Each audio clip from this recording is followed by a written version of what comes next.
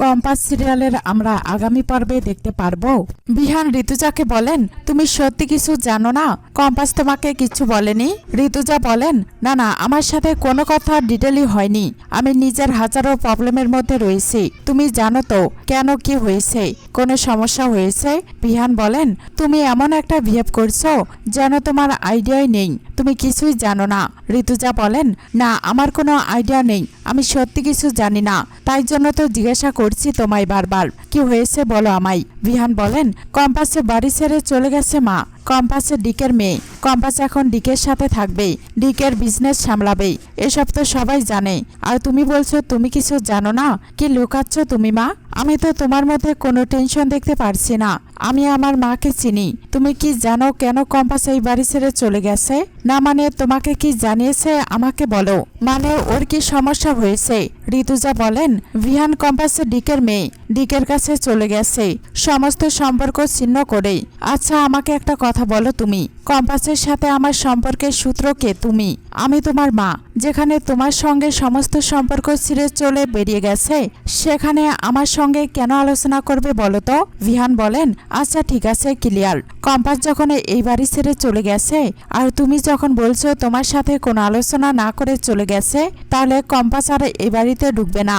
আমি ওকে আর আমার জীবনে অ্যাকসেপ্ট করব না। আমি ওকে ডিভোর্স দেব। আর ওকে ডিভোর্স দিয়ে ঋতুজা বলেন, কি করবে? বিহান বলেন, আমি মোনালিসাকে বিয়ে করব। এক লিস্টে এইটুকু সান্ত্বনা তো থাকবেই যে এইবারে যাকে বিয়ে করছি সে আমাকে জেনুয়ালি ভালোবাসে। সে ভালো খারাপ যাই হোক না কেন, এইটুকু জানবো যে সে আমাকে ভালোবাসে। আমার জন্য এটাই অনেক। বিহান কম্পাসকে বলেন, এটা কি ধরনের নাটক হচ্ছে? সবার সামনে খারাপ ব্যবহার করে চলে এলে এখানে? আমি তোমার জন্য সারপ্রাইজ প্ল্যান করেছিলাম আর সেটা তুমি নষ্ট করে দিলে। এখানে এসে ব্যাগ গোছাচ্ছ চলে যাবে বলে? কি করতে চাইছো তুমি কম্পাস? নিজের দাম বাড়াতে চাইছো?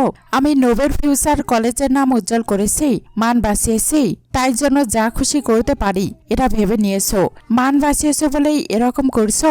তোমাকে ছাড়া আমার চলবে না, বা তোমাকে ছাড়া নোবেল ফিউচার কলেজ বন্ধ হয়ে যাবে তাই ভাবছো তো কম্পাস ভৌমিক? কম্পাস বলেন, হাতটা ছাড়ুন, লাগছে আমার। এরপর কিন্তু আমি ডোমেস্টিক ভায়োলেন্স কেস দিয়ে দেব। সারা জীবন ধরে সবাই আমার ট্যালেন্টকেই ব্যবহার করে গেল, কেউ কখনো আমার ট্যালেন্টের মূল্য দেয়নি। আগে দাদু, মোনা ম্যাডাম, আর এখন আপনারা। যখন কম্পাস ভৌমিককে কলেজে দরকার তখন কম্পাস ভৌমিক জিনিয়াস, আর বাকি সময় আপনাদের সবার কাছে বিগ জিরো, যাকে যখন খুশি বলা যায় বাড়ি থেকে বেরিয়ে যেতে। কেউ কখনো আমার ট্যালেন্টের সম্মান করেনি, সবাই স্বার্থপরের মতো আমাকে ব্যবহার করেছে। এবার আমার ট্যালেন্টের মূল্য নেওয়ার সময় হয়ে গেছে। আপনাকে একটা কথা স্পষ্টভাবে জানিয়ে রাখি, শুনে রাখুন, ওই ডিকে যাকে আপনি কলেজে ডেকে নিয়ে সম্মান দিলেন সে আমার আসল বাবা। এটাই প্রমাণিত সত্য। এই যে ডিকের এত বড় বড় ফার্মা কোম্পানি সারা বিশ্ব জুড়ে